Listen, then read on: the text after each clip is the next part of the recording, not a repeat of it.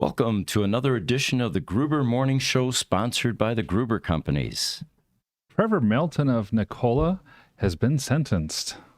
The U.S. car market shrunk in 2023? Mari Barra will beat Tesla by mid-decade. And Cybertrucks are dangerous to pedestrians. I'm Pete Gruber. And I'm Mark Schaffner. These and other stories on the Gruber Morning Show.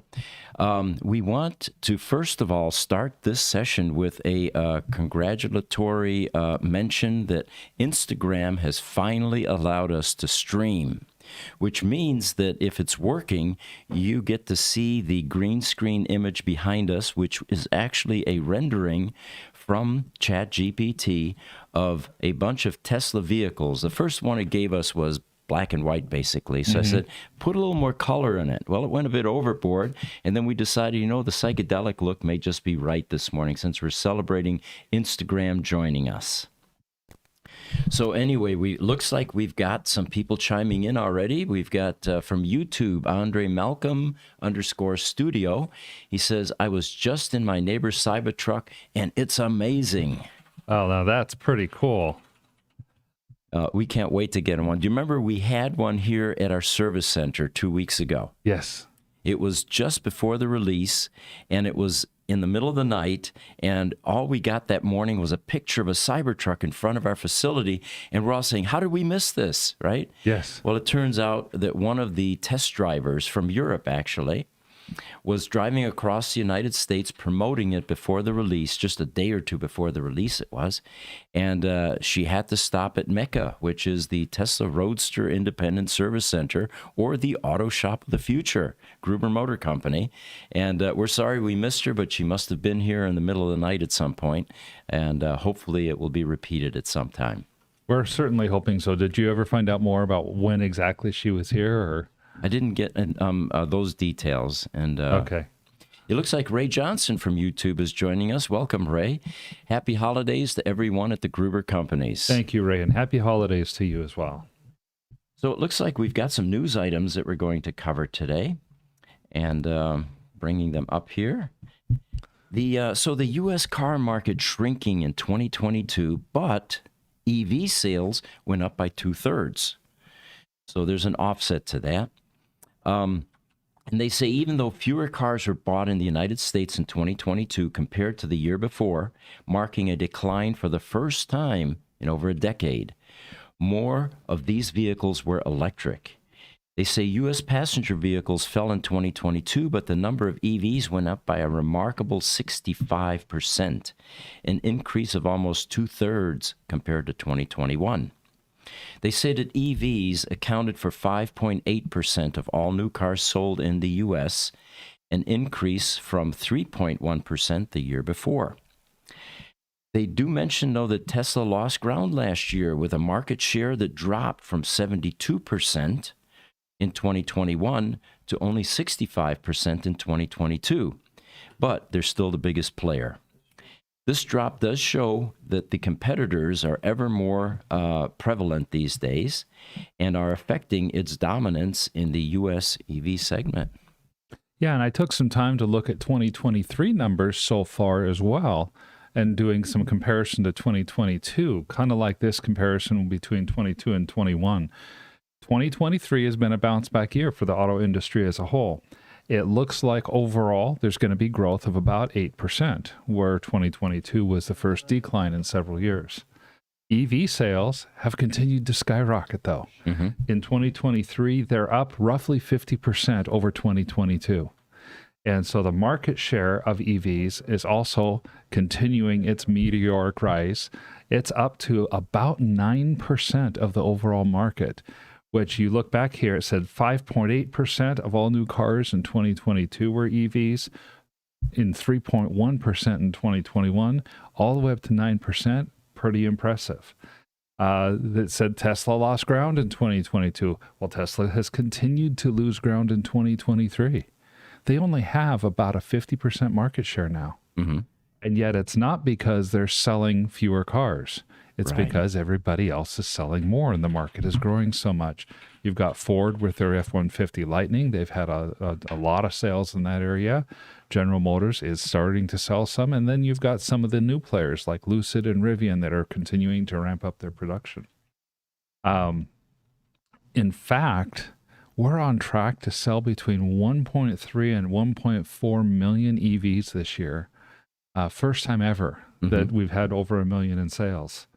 My biggest surprise as I was looking at numbers to compare was hybrids.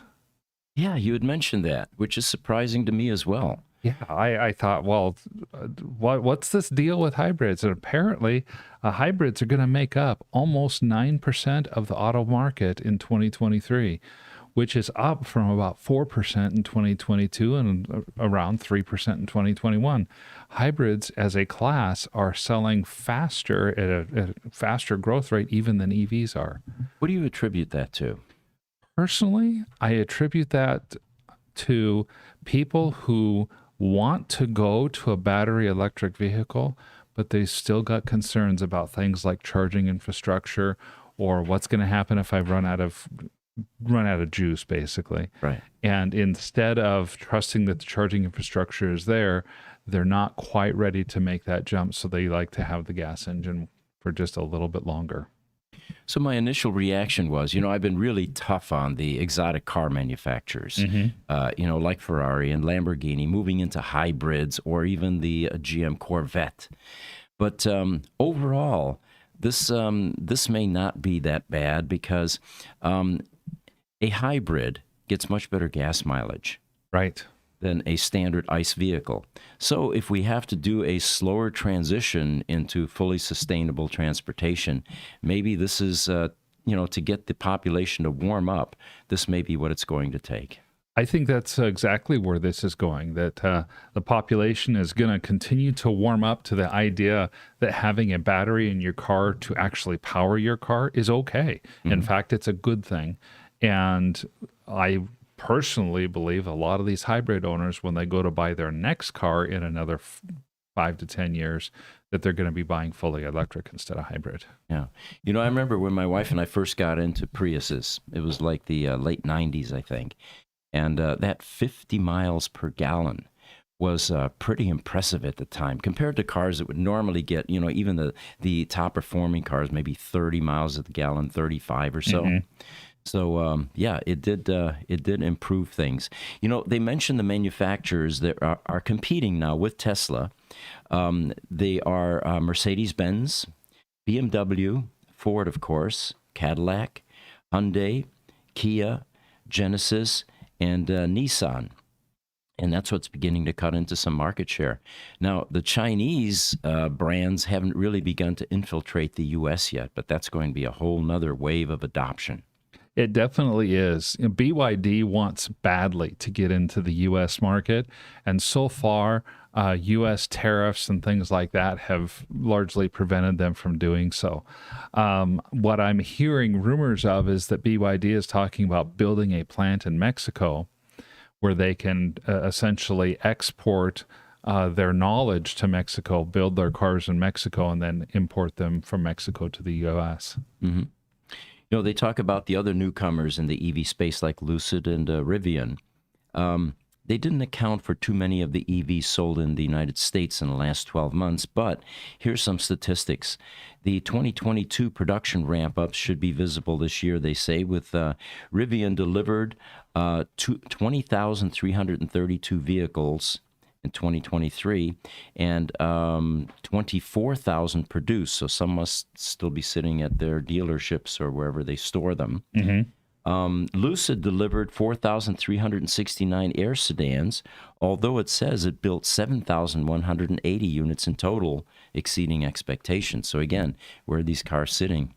Right, and that's been a question for Lucid, not quite as much for Rivian, because here in 2023, Rivian's on pace to deliver 54,000 vehicles with about the same amount built. So you figure that you're going to have a certain amount of inventory that sits on the lot and is used for the inventory turns.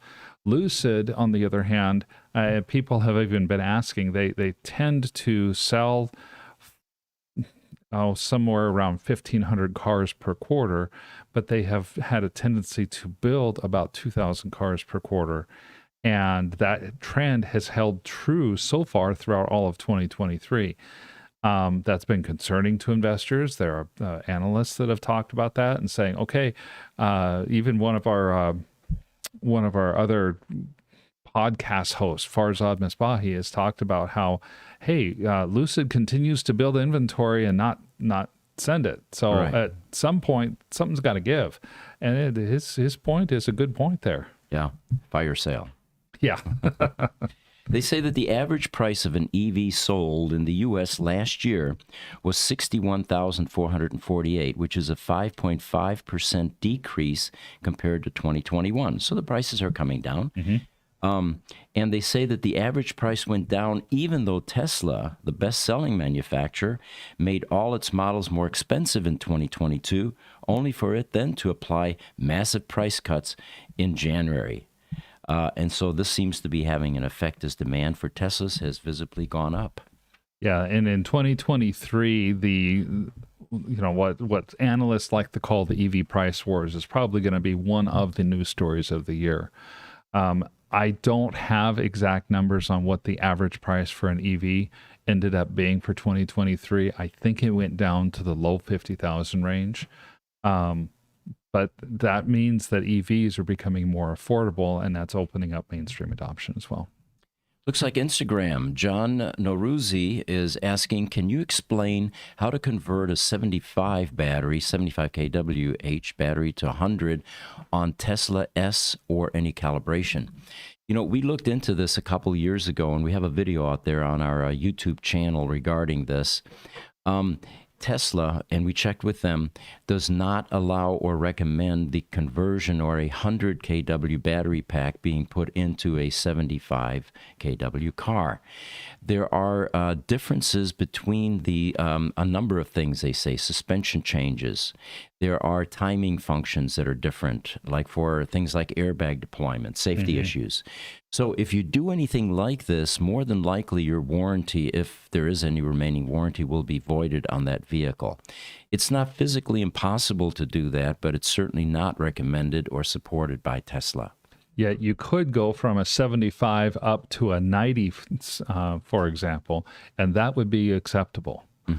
Going from the 75 to the 85 or the 90 is not quite as big of a change, and I think it has to deal with the battery weights being much closer to one another. And that's actually what they recommend. Their new replacement for these vehicles would be a 90 kW conversion. Sure.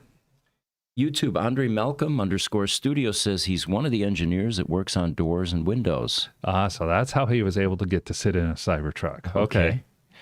YouTube, Brian Silver joined us. Hi, guys. So much Cybertruck news coming out. Yeah, definitely. What about that one that was trying to haul a Christmas tree in a field and got stuck? And how embarrassing that a Ford pickup truck had to pull it out. I don't think, fake news? It was fake. People were saying that the Ford driver was faking it to try and just get more publicity for Ford. Wow, that sounds like our roadster pull with that big giant Ford F-650. Do you remember that? Yeah. I do. Oh, you're giving the secrets away there, Pete. The video, I think, will reveal that. What I showed Aaron earlier today, though, this morning, there was a Ford Raptor out in the sand dunes doing a pull against a Model Y, and it lost. Really? Yeah, just Model Y. Yep. Wow. In the sand. Yeah. Yeah. Different tires, too. You'd think that the Raptor would have the advantage in that case. Amazing. You definitely would. Instagram, Fires Ablazing, said, isn't the majority of EVs being produced in China? I just saw a report on this making EV sales fall for the beginning of 2024. And there's reports on Lucid going bankrupt also. Well, there's a couple questions there that we can unpack, I think. First, aren't the majority of EVs being produced in China? I know that Tesla has the Shanghai factory. They produce a lot of their electric vehicles from there. But for electric vehicles sold in the U.S., a majority of them are manufactured here in the U.S. It has to do with the federal government $7,500 rebate for people who want to buy EVs. In order to qualify for that rebate, a majority of the car has to be built, assembled, and sourced from parts in the United States. Interesting. And then the question, reports on Lucid going bankrupt. You know, my take on that is, if your wealthy uncle has been funding your business and continues to do so, I don't think bankruptcy is in your future. Now, let's put this in perspective. The Saudis are, one of the majority shareholders in Lucid. And the question is, would they really let that company fail, considering it is their second act? They've got to get away from fossil fuel and move into something more sustainable. And EVs is the perfect candidate. I completely agree with you on that one. The PIF fund from Saudi Arabia owns over 60% of Lucid, and they would be putting some $7 or $8 billion at risk if Lucid were to go bankrupt. They have enough ownership stake in that company that they could just take it private if they wanted. Sure. And then let's not forget that Lucid is actually the leader in technology these days. Motor technology, drivetrain technology. I don't think bankruptcy would ever come into the picture, even if the Saudis decided to bail, because somebody would buy Lucid immediately. It would be a heck of a bargain to get that technology. Oh, it definitely would. I think the reports on Lucid going bankrupt are probably just rumors. Yeah, probably the short sellers creating those rumors to try to prop up their positions. Actually, the stock has been up since. It? Yeah, and I think Mark even mentioned that usually the stock will start performing higher. So I was keeping an eye on it, and at one point it went up like, I think it was like 80 something percent. Or not 80%. I'm sorry. I can't remember the exact numbers, but it went up pretty good for what it's been doing. It reached a low of $3.75 weeks ago, and I think some of you had the foresight to get in. And of course, we can't talk about that because we're not investment advisors. But the last time I saw it was like $4.30 or something. Yeah, I reached like $5 at one point. I'm trying to pull it up right now to see. Yeah, I just pulled it up. It's at $4.76 right now. Okay. Yeah, so it went to like 510. It looks like what the last week it went to 510 is high. So Lucid has redeemed themselves. Well, and not only that, saw some reports about how Lucid stock was going to disintegrate yesterday because Lucid was unlisted from the NASDAQ 100. And we went through that last week and said, hey, really, it doesn't mean anything for Lucid. Right. It's a prestige badge. It's like having the little blue badge on your Twitter account that you pay $8 a month for. Right. That says you're verified. All right. On Instagram, Roberts JG says there is no push to build more electric generating plants. Until that happens, there's no chance I'd be getting interested in getting an EV. The only thing I can say to address that is a couple of years ago we had a contact from the local utility here, Arizona Public Service, and the concern back then was also, will the grid be able to keep up with the proliferation of electric vehicles? Obviously you're going to need more power. And it was surprising that we ended up doing a video, researched it thoroughly, and the grid is very healthy. The improvements and the expansion continues. And if anything, you're not hearing things about California rollouts and brownouts anymore. True. So I think that the government and the utilities have got it right this time, and it doesn't appear to be as big an issue as everyone thought. I know that Bill Gates has come out and said publicly that the potential biggest threat to the electric infrastructure are the high voltage power lines that run long distances. If we can get even one or two more of those backbone type of pieces of infrastructure in place, it should be fine. So the issue is more distribution than actual generating capacity. It's more distribution, and the reason for the distribution, ironically, is all of the environmental hoops that people have to jump through. Yeah, doesn't surprise me. Germany went through that, of course, as well, with the Gigafactory there in Berlin. YouTube, Brian Silver said, once the new hybrid owners realize that they can, for some daily driving without using the gas, but still need to maintain the ICE, they'll start to get that they'll start to get that EVs do it all. Good point. You know, my complaint about hybrids is not only are we still using fossil fuel burners, scaled down a bit, you know, granted, but the maintenance costs of having two separate drivetrains in your vehicle definitely is going to take its toll as well. I definitely agree with that. And YouTube, Ramon Hurd also chimes in on this. He said, it should be interesting to hear about the horror stories that come from hybrid drivers once they start having issues with their cars. Yeah. And that feeds into that same narrative. I think the hybrid push is an emotional one. It's not people thinking about rationally about this is going to be more complicated. It's going to be more expensive to maintain. Now I have a battery that eventually, if I lose my battery, I could be paying several $1,000s for it. Plus, I have all of my regular maintenance that I have to do. ICE. That's for an ICE vehicle. They don't think of it that way. They still have that fear of, I'm going to go out, I'm going to get caught on the road, and I'm going to run out of electricity, and I don't know what I'm going to do. Right. Back in the day, the Priuses, when the batteries went bad in Priuses, there was a $6,000 bill for a new replacement battery. You know, in an ICE vehicle, you have distributed costs.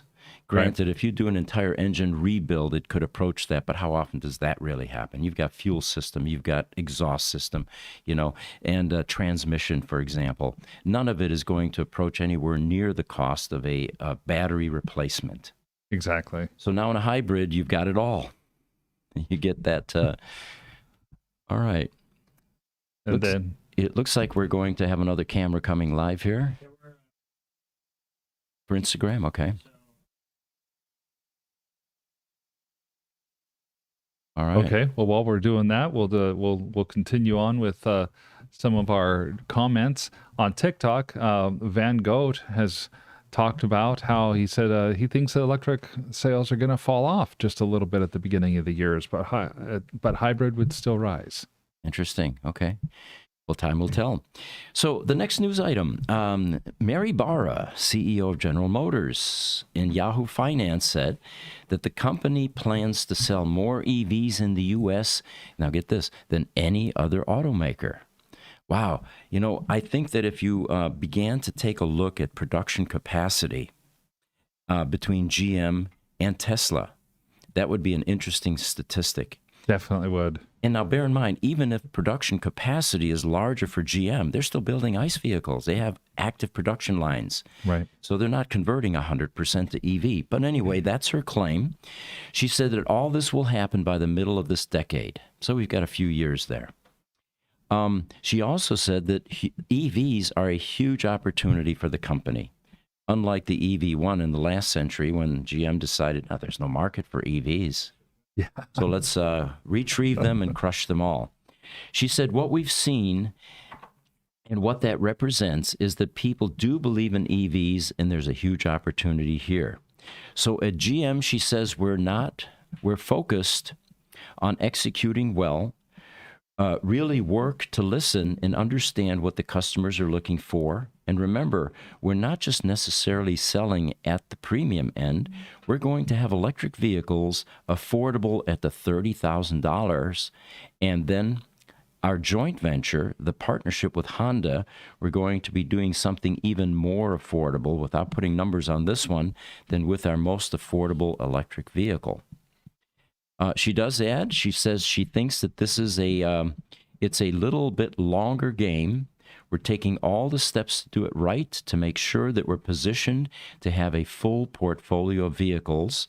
And we have said that by mid-decade, we'll be selling more EVs in this country than anyone else. When they asked her about Tesla, she said, including Tesla. You know, and while General Motors did take and roll back some of their EV goals a little bit this fall, for example, the production of the Chevy Silverado got moved from the beginning of 2024 more toward the beginning of 2025. GM continues to be all in on the goal of going all electric in their vehicle production by 2035. Mm-hmm. That was as recently as earlier this month at the Barclays Global Automotive and Mobility Tech Conference. CFO Paul Johnson reiterated that, and he said that he thought that GM was going to be able to reach profitability on their EV division by the end of 2025 as well. So here's a reporter's take on Mary Barra's outrageous claims recently. He says, for the past few years, every automaker said that they were coming for Tesla, and so far, they haven't been able to successfully overtake Tesla. I think that it's going to take more than a few polished interviews to do so. The legacy automakers really need to take EVs seriously, and I am of the opinion that they are now trying. All right, looks like we've got some more comments. TikTok, Van Goat, he says hybrid will rise. Click battle on TikTok, this is great. TikTok, Van Goat Wagon, I'd love some feedback from Amazon on how their Rivian vehicles are performing. Don't have any data on that in this podcast, but I don't. Yep, that would be a good thing for our team to potentially look up. Maybe Cassie or Richard could look up and see if there's anything out there in the press about how the Rivian electric delivery vans are doing. Mm-hmm. And we are starting a bio series on our videos, which are going to cover topics like this. How is Rivian doing? Where did they come from? And what's the prognosis for the future for them? Van Goat Wagon, he says, at Click Battle, thumbs up. There we go. And Brooklyn Staten from TikTok says, what's the story with the sunglasses? Well, the future is bright, as the next comment says. And here we go. We're going into the sales pitch. Oh, absolutely. Are you ready, Richard? I sure am. So I see that you have a question about sunglasses. Well, while I can't give you an answer on that, what I do have for you is a solution. And a solution to what, you might ask? Well, when you have your sunglasses, where are you going to put them? How are you going to make sure they don't get scratched up? Well, these are our leather sunglass cases. They come customizable. They're genuine leather, and they are $79.99 on our website. Unless you use code Richard or Aaron, you get 10% off. And we'd be so happy if you just bought some of these. Most definitely would be. Thank you, Richard. Instagram, Mike Malecki Realtor says, that's a great question, talking about the battery conversion. Yes, it is. And, you know, there are a lot of companies now popping up that are doing this kind of independent service work.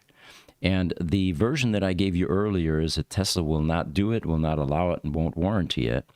The independents typically are willing to tackle projects like this. Mm-hmm. And there have been many instances, I think, where it's been done well and successfully. Mm-hmm. So this reporter, continuing with his take on Mary Barra's bold statement that they're going to overtake Tesla, he says, I feel that if GM truly wanted to beat Tesla, they would have already, or even before Tesla was founded. We have to continuously go back to the fact that GM owned the EV market in the mid-90s in the last century with the EV1.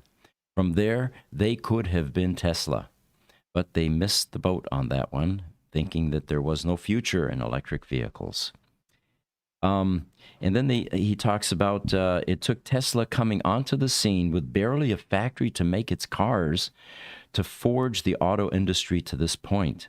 If a newbie automaker with just a couple of factories can bring EVs to production and make more money than both Ford and GM, which are selling more cars in total than Tesla, then already established automakers could have done it also. They just didn't want to until now. Couldn't agree more with that particular analysis. So we got a picture to pop up here, guys. Jesse, if you guys can pop up a 1968 Pontiac interior. And when I saw this, now that our Instagram friends can see this as well, this was the past, and what a glorious past it was. My wife and I owned a 1960 Chevy Impala that looked basically like this on the inside.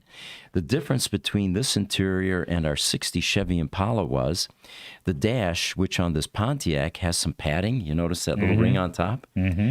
Ours was solid steel. Oh, okay. And remember, there were no seatbelts in 1960. So when you got into it, when you rear-ended somebody, you basically ate that dash. You got the steering wheel first, and then you got a steel dash, and your passengers were pretty unlucky. But anyway, this was the past, folks. This is all analog technology. That speedometer that you see there is actually a mechanical device. That is a steel cable that's running inside a sleeve going up to that speedometer. And when those went bad, you would actually hear it making noise. When it got crimped inside or if it wasn't lubricated well. And the only electronics here of any consequence is that AM radio that you see there to the right. And back then it was all about AM. Now this is a little bit of a souped up car because if you look down toward the right, lower right by the steering wheel, I see what looks like an oil pressure gauge and probably an amp meter gauge showing how the battery's charging. And then down below it, there's a speedometer. Yes. Yes. And, Sorry, tachometer. A tachometer. Yes. Yep. And that's a beautiful car. And that speedometer reminds me exactly of what my Chevy Nova looked like. My very first car was a '73 Chevy Nova, and it was that speedometer exactly. And I know what you're talking about. Beautiful cars, and of course, it's now we have 17-inch screens inside cars that are telling us all of this kind of information about the operation of the car. Well, and in another year, when the Lucid comes out with the Gravity, it's going to be a 34-inch, and it's going to be a touchscreen. Something else I just realized: if you look at the lower left portion of that wheel, those are levers. And that, again, were the type of cables that you have on your bicycle, for gear shift changes. That's what controlled your vents and your flappers for, redirecting air, whether you're recirculating, whether you're bringing air from the outside. Oh, that's right. And, of course, being mechanical, those things didn't last forever. Today, it's all electronic. In fact, the Tesla Model 3, you can actually talk to it and say, redirect the air and lower the temperature and, whatever you want. It's all voice commands. Pretty cool stuff. Very cool. Ramon Hurd on YouTube says the internals of a 75 kilowatt pack are much different than the internals to the new 100 kilowatt pack. The models have different attachments as well to the cooling hoses, not to mention the micas and the other things. Yeah. Well, we have not done that or tried that, by the way. But yeah, I'm sure that there are other things than just simply, screwing in a new battery pack underneath that floorboard in that car. Yeah. Facebook, Michael Napoli says, with technology as it is now, until an EV can get 400 miles per fill and a change in 5 minutes. These are electric golf carts. I believe they are great cars with 7 problems. Battery, 7 letters. There you go. Yeah. Michael, I have to disagree just a little bit here. Sure, 400 miles per fill is nice. Most people are not capable of sitting in their car long enough to drive for 400 miles. In fact, many people will go 200, 250 miles, and they got to do a pit stop. It's time to it's time to stop. And the time it takes to do the pit stop is usually longer than 5 minutes. Mm-hmm. You go in, if you've got gasoline, you go in, you start fueling your tank, and then you go into the convenience store. You come back out, your tank is full. You pull the gas off the hose out of the tank, put it all together, and you're on your way. Well, guess what? You just spent 10 minutes doing that. Mm-hmm. So I would say instead of 5, if you can do 10, and that's where this next generation of EV battery is going to be. Ranges that are 400 to 600 miles plus, charge times that are 10 minutes to 15 minutes, somewhere around that range. I do agree that people want better. They want like gasoline. But if you only have to charge 200 miles and you can do 200 miles in 8 minutes, which is about what you can do in a 350 kilowatt charger today, Mm-hmm. then you're good. Yeah. On that Rivian. Sure, go for it, Cass. Oh, please. Okay, so this article is back in October, but it says that there's about 10,000 Rivian vans on the road currently with Amazon, and then there's also their Amazon range currently is 150 miles or kilometers, and their charging speed is up to 150 kilowatts is possible, but initial models were originally 50 kilowatts. Oh, okay. Thank you, Cass. You are an awesome fact checker. What Thank would we you. do without you? All right, we've got some other people chiming in. Niels is joining us from Denmark. He says the USA car fuel consumption has been almost constant for the last 5 years. Need much higher fuel costs to make a difference. Just increase personal deduction by the extra revenue. Good point. Definitely a good point. Claude was actually saying that the U.S. fuel reserves are at an all-time low compared to other countries, especially. He was mentioning that in the Friday podcast last Friday. All right, Instagram, Mike Malecki, Realtor says, can you upgrade a 50 kW battery pack on a Model Y to 80 kW pack? That's on a long-range Model Y. Gruber Motor Company's expertise is strictly related to the older, out-of-warranty Teslas.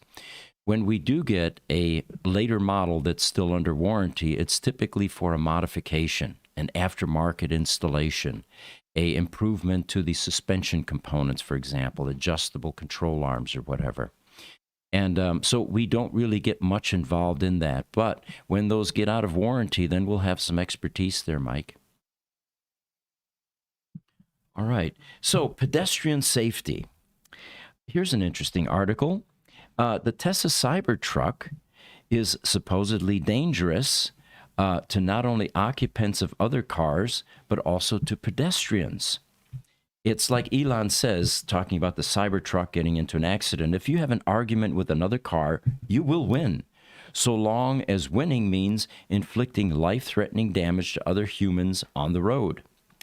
Well, Tesla did not respond for a request for comment, but apparently concerns about vehicle safety have grown as pedestrian deaths continue to climb, reaching now a 40-year high this year. Yeah. Wow. Traffic deaths have also risen, with vehicle deaths per million rising in the United States in recent years as they fell in other developed countries. This is according to a New York Times analysis. In the first half of this year, an estimated 19,515 people were killed in traffic crashes, according to NHTSA. Well, I have a take on this. I think the cars are safer than ever.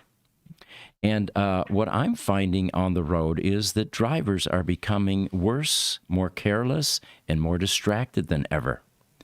Here in Phoenix, Arizona, red light runners are becoming so prevalent that as the light turns green, if you take off immediately, you're putting yourself at great risk, because once or twice a month, you'll see somebody fly through that red light thinking that they're going to be able to beat that light. You know, you made a great point, especially on the distracted driving. In fact, I want to call out this author on this article. It made a few different press articles, but he referenced back this New York Times. I read that New York Times article when it came out a couple weeks ago. It had nothing to do with EVs. It had everything to do with smartphone use in the United States has gone up, has increased the level of distracted driving, and as a result, the increased level of distracted driving has led to higher pedestrian accidents. And the call from the New York Times was for stricter laws and regulation around the use of cell phones in cars. So let me ask you something. When you're driving and you're in traffic, and you might even have 3 lanes, and the person in front of you is applying their brake constantly. They're going slower than the people around them. You've got somebody in the left lane that's starting to veer into your lane. How often, when you pull forward and look at them, do you find them doing this? Well, these days, this is quite prevalent. And, this is a new phenomena, in my opinion. I don't think it is the weight of the cars, which is what they're alluding to here, saying that the Cybertruck is 6,800 pounds, it is harder to stop, and the 0 to 60 is 2.6 seconds. And therefore, the reaction time for a driver has been diminished. Granted, that may play into it, but I think the main cause of this kind of statistic climbing, people dying in accidents, is because of the inattentive drivers that are focused on their cell phones and not on driving. You know, my take on this is I drive race cars, and you don't have the luxury of even using a signal, a turn signal, when you're doing 200 miles an hour. It's a distraction. Everybody knows what you're doing. Have you ever seen an F1 race where they're using turn signals? Not at all. It doesn't happen, right? You need 100% focus, even 150% focus on what you're propelling. And you've got these 5,000 to 6,000 pound vehicles on the freeways that are missiles, and you've got distracted drivers like this, and that, in my opinion, is the primary cause of the increase in these kinds of statistics, either pedestrian deaths or fatalities on the road. Oh, absolutely. You know, he uses these instances. It talks about the steel and the Cybertruck, and I'm just like blah blah blah, because the Cybertruck, if you took this article and substituted a Ford F-250 or Cybertruck, that other than the acceleration, all the comparisons would be there. Mm-hmm. The Cybertruck is not comparable to a Ford F-150, which is what the article tries to compare the Cybertruck to. Yeah. It's comparable to a Ford F-250, and if you look at the front grille on a Ford F-250, you're going to find that you have the same visibility issues, if not more so, than you would have with a Cybertruck. Good point. YouTube, Rahat Salvan says, what are your thoughts on the 4680 battery? I hear mixed options or mixed opinions on it. Is it truly better than the 2170 batteries for longevity? If yes, then how so? First of all, the problem with this new battery technology is they haven't been around long enough for anybody to get a solid benchmark on what their lifespan is. And the best example of that is a Tesla Roadster, which came out in 2008 using a multi-cell 18650 lithium-ion design with 6,831 cells in a battery pack. The majority of those Roadsters are still running. They're still on the road, and the batteries are still healthy and usable. And that's going on 15 years now. The original design life of that battery pack was 10 years, and it exceeded all expectations. The bottom line is we don't know how long these new battery chemistries and technologies are going to last.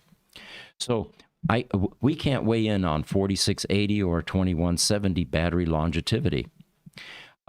We do know that the 4680 battery is a much larger battery, and the 2170 is larger than the 18650.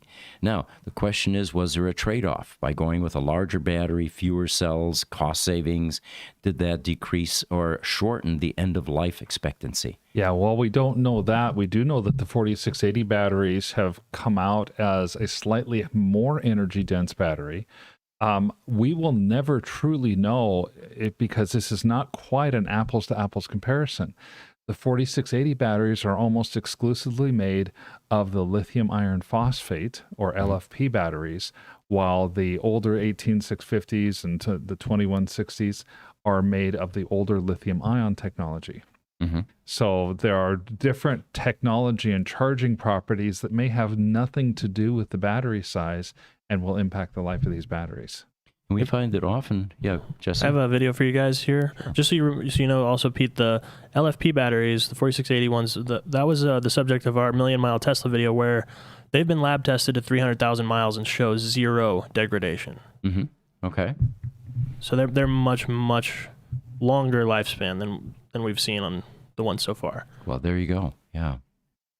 YouTube, DeVille says, my son's 4th generation Prius fuel pump was $995 plus tax, plus installation. Yeah, for a fuel pump. Yeah. Okay, what do we have on this video here, Jesse? So this is a video on Twitter from CarWow. They did a bunch of drag races with the Cybertruck, but they also did a braking test with the Cybertruck versus a Ford. I'm not sure which Ford, but it'll show it here in a sec. That's a Raptor, it looks like. And they're doing a braking test right here. The Cybertruck brakes much, much better than the Ford. And look who's winning. His hat came off even. Yeah. So people are saying that the weight of the vehicle and the braking are an issue. Don't know what they're talking about. Yeah. Right, and the Raptor is a Ford F-150. The F-250 would have a slower or longer braking distance because it's a heavier vehicle. Yeah.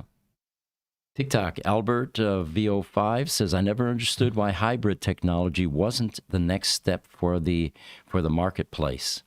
Well, it was for a brief time.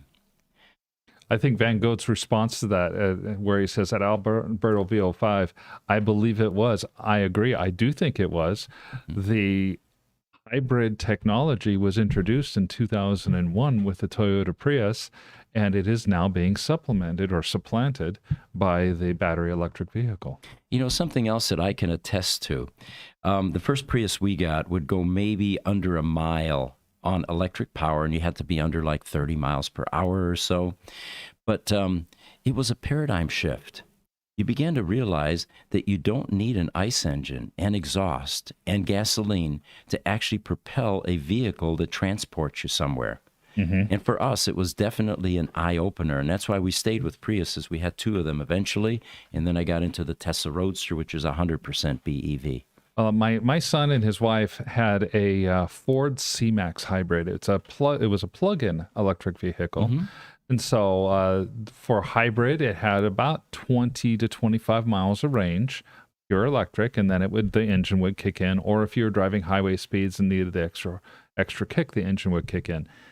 After a couple of years of that, they liked the electric portion of it so much, they traded it in and then recently bought a Model S so that they could, because the prices on used Model S's are so competitive with what other vehicles are like right now. And they said they'll never go back. Amazing. My transition was severe, I guess you might say. I went from a Prius, four-door grocery getter sedan, to a Tesla Roadster. Yeah, a little more extreme. YouTube, Crunch is joining us to Grace Hopper. He says, thumbs up, number 8 from Newport Beach, SoCal, caught up soon.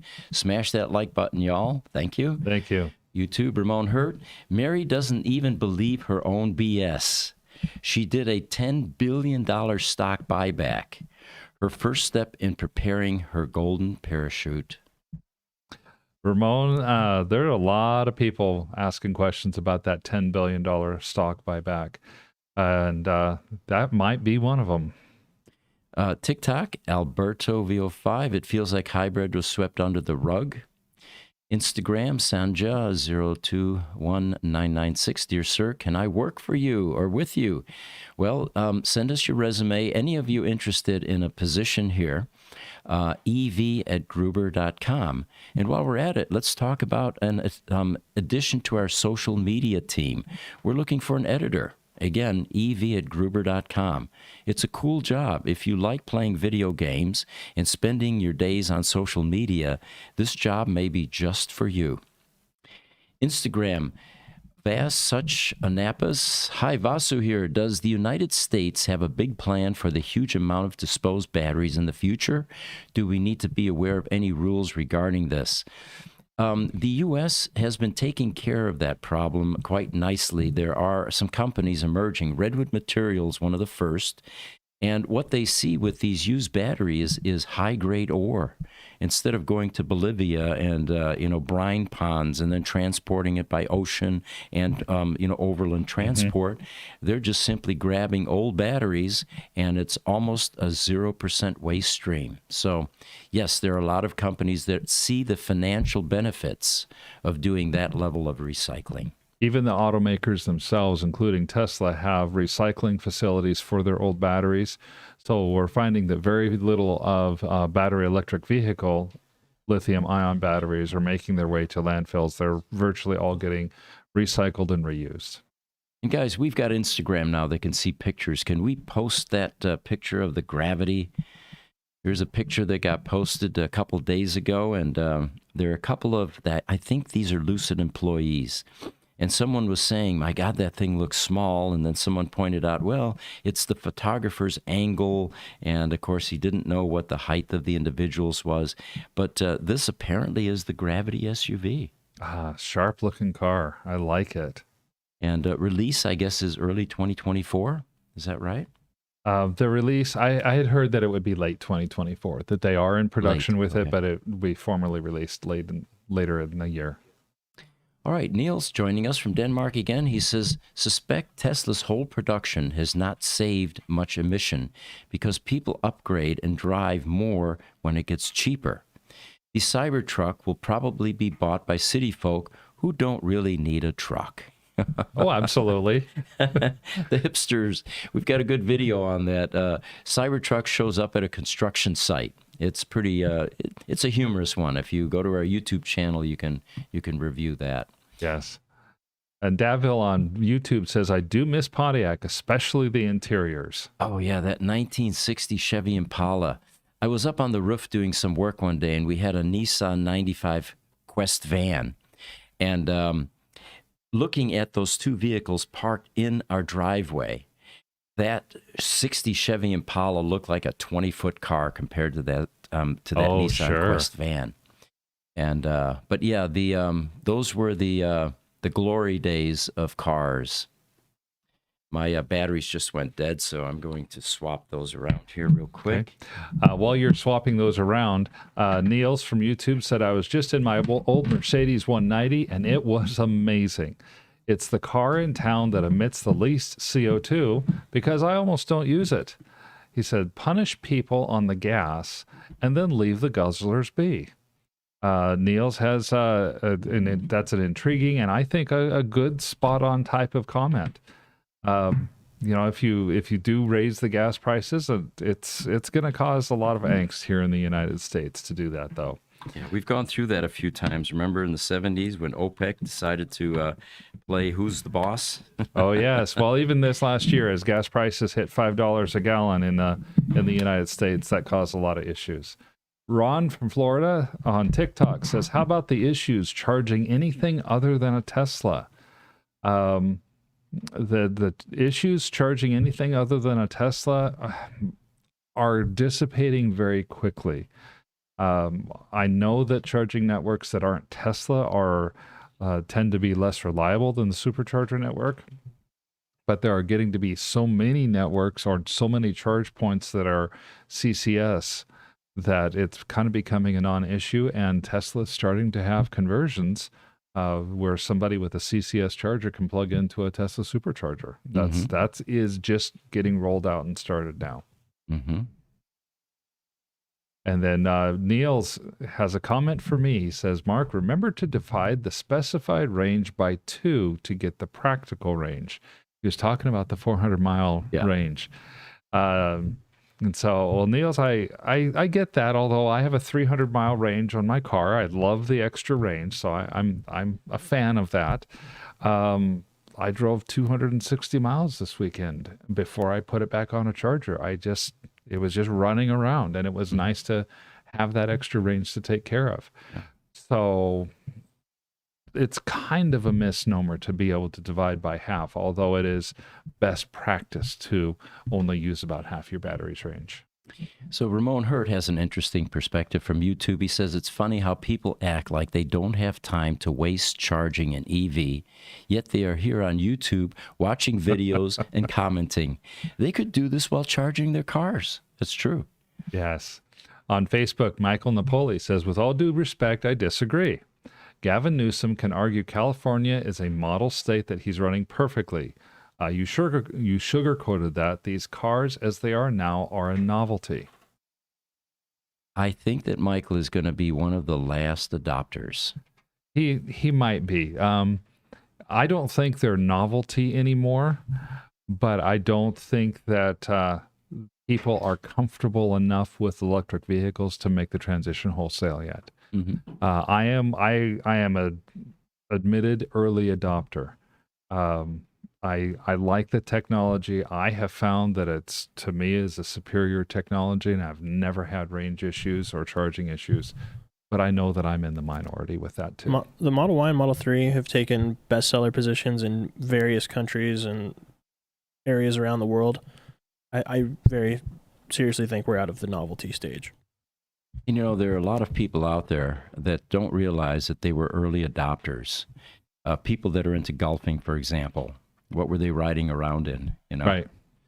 YouTube, DeVille Bush had a video on braking improvements to be used on the new Cybertruck. Might that be Roush? Did we misspell that, or is it Bush? Anyway, I haven't seen any news about anyone talking about this. Any news you guys hear of? No, we have not. But, you know, Cybertruck aftermarket products are going to become prevalent, very ubiquitous. I have heard something about that. Now we're running short on time to go to our we got Roadster. to end it. So we will address further comments in the Roadster podcast. Thank you guys so much for joining us today.